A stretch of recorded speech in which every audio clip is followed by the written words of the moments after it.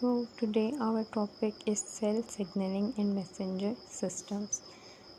This cell signaling or messenger systems, this is also known as signal transduction. It refers to the processes by which cells communicate with each other and their environment. So in this topic we will be studying that how cells communicate with each other and with their environment when a change is needed or when they receive some stimulus and how the cells responds. So this all communication we study in cell signaling and messenger systems. So first of all, we have components of cell signaling. We have the basic components of cell signaling involves these ligands and receptors and primary effector and secondary messenger. So these are the components of cell signaling. So at first we should know what is ligand. So ligands, they are the molecules that bind to specific receptors triggering a response, right? So anything which come and attaches to the cell surface receptors or in any kind of receptors of the cell, they come and bind to the cell receptors and then they trigger a response. So these molecules are known as ligands. These molecules could be anything. They could be hormones, they could be neurotransmitters, they could be drugs, etc. Right? So now we know the first component of cell signaling is ligand. The second component of cell signaling is receptors.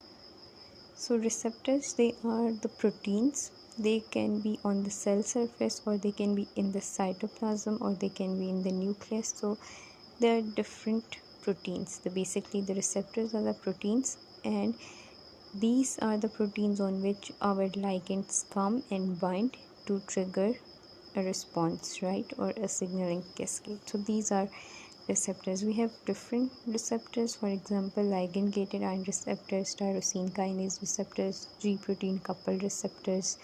These are all the examples of receptors, and they could be on the cell surface or they could be inside the cytoplasm or they could be on the nuclear membrane. So that we have many different receptors, right? So but our main topic is to study different signaling systems, right?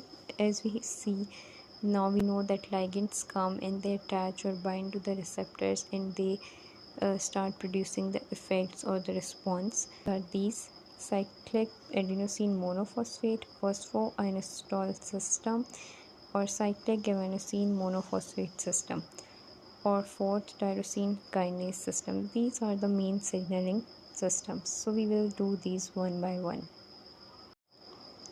So our first signaling system is cyclic AMP system, and we know the first component for any signaling system is ligand.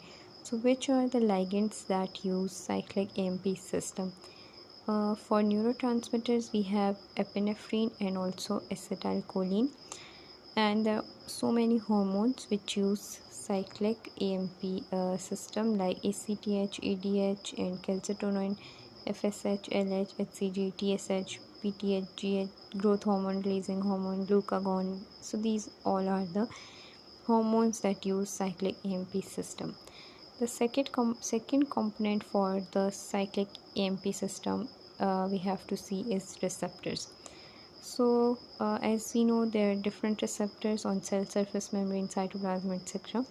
So but for cyclic AMP system mainly we will see G protein coupled receptors on cell surface. Mostly we will see these receptors, right? Then come the main thing of cyclic AMP system, that is primary effector. So when ligand come, right, for example epinephrine or ACTH or ADH, any of these ligands came and they attach to their receptor, the hormone receptor complex is made, which results in which activates our primary effector. In this case, in cyclic AMP case, we have adenylyl cyclase, right? So when ligand binds to the receptor, our adenylyl cyclase enzyme is activated. What does adenylyl cyclase do? It converts ATP into CAMP. and now our CAMP is our secondary messenger for the CAMP system. This cyclic adenosine monophosphate, it will activate our protein kinase A. This protein kinase A will become activated protein and it will start phosphorylating our target proteins, which will result in our cellular response. So these were the components for cyclic adenosine monophosphate system. Now we will move on to our next system, which is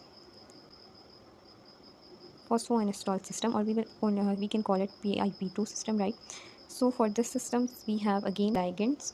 Again, this system has neurotransmitter ligands like epinephrine or acetylcholine, and other hormones as well, like gonadotropin releasing hormone, growth hormone releasing hormone, oxytocin, and TRH. So these all are the ligands for phosphoinositol system. Then again, receptors could be different, but mostly we will see G protein coupled receptors, tyrosine kinase receptor, etc. Right? So these are the receptors. The main thing is these primary effectors and secondary messengers. So what will happen? First, our ligand will come and it will bind to receptor. When ligand receptor complex is made, our primary effector is for this system is phospholipase C.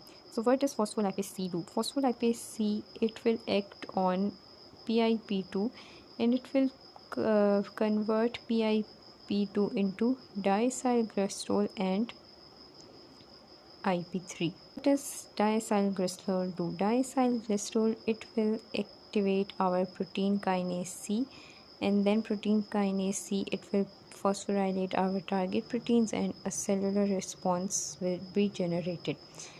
And what does IP3 do? IP3, it will cause the calcium channels to release calcium from the endoplasmic reticulum, and this, and in turn it will again act on protein kinase C, and final result again will be our phosphorylation of the substrate proteins and response will be generated. So these were the components for phosphoinositol system. Now our third system is cyclic guanosine monophosphate system, or CGMP. Now again, as we know that first component would be ligand, and for this system ligands are basically like ANP, that is atrial natriuretic peptide, or nitric oxides. We have these ligands. Then we have receptors are like NPR1, NPR2, that means natriuretic peptide receptors 1 or 2. Then the main are primary effectors and secondary messengers. So we will see through this diagram. First of all, we have our ligand, for example nitric oxide. So the ligand, through the receptors, it will act on the cell, and what will it do? It will activate our guanylate cyclase enzyme. So in CGMP system, our primary active effector will be guanylate cyclase.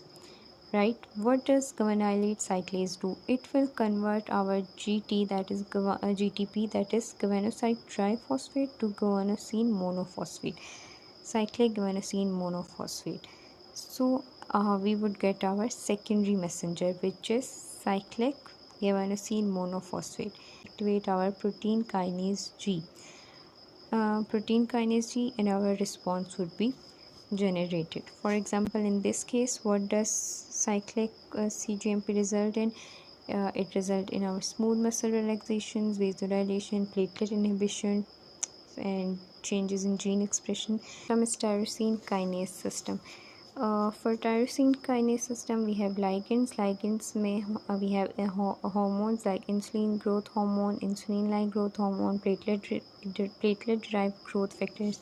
So these all are the ligands for the tyrosine kinase system. Then we have receptors. Receptors are receptor tyrosine kinase, or RTK, right? So thing is in this system is that these receptors, the receptor tyrosine kinase, they have intrinsic tyrosine kinase activity. So once our ligand will come and it will bind to the receptors, and receptors, they themselves have the intrinsic tyrosine activity, and this activity will cause a phosphorylation of our adapter proteins to bring out the response. So these were our 4 signaling systems. So this is the summary of our signaling systems. Like we know, we have 4 systems like cyclic AMP, phosphatidylinositol, or cGMP, tyrosine kinase. These are our 4 systems. We have their ligands. For cyclic AMP, we have norepinephrine, acetylcholine, ACTH, ADH, like we have seen all these. And the primary effector or enzyme for cyclic AMP system is adenylyl cyclase, and secondary messenger is cyclic AMP, which will activate protein kinase A. To remember this, for this system we have things related to A, like cyclic adenosine monophosphate, right? A is there. Then adenylyl cyclase enzyme, again A, and then protein kinase A, right? So we can remember it like this. The other is PIP2 system.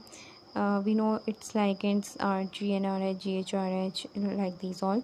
Phospholipase C, which in our secondary messengers are IP3, which releases calcium from endoplasmic reticulum, and also diacylglycerol, which causes the activation of protein kinase C. We have a little bit different signaling system for our steroid hormones. So what are steroid hormones? Steroid hormones are lipophilic, so they just cross the cell membrane. So that is why the receptors for steroid hormones are present inside the cell membranes, like in the cytoplasm or in the nucleus. It's like this. So the ligands for these, of course, they would be steroid hormones like cortisol, aldosterone, estrogen, testosterone. So these all are steroid hormones, and they are lipophilic, so they cross the cell membrane and then they bind to the intracellular receptors. And intracellular receptors could be in cytoplasm or in the nucleus. So when ligands, they bind to their receptors, so a hormone receptor complex is made, and then this complex would go it will undergo some conformational changes, and then this complex, it will bind to a specific DNA sequence, and it will regulate the gene transcription. So this signaling pathway for steroid hormones is a little bit different, in a sense that it do not use secondary messengers, or so these secondary messengers are not involved for the signaling of steroid hormones. So this was all about signaling pathway. If you have any question, you can ask me, and in next video we will practice some MCQs related to cell signaling pathway.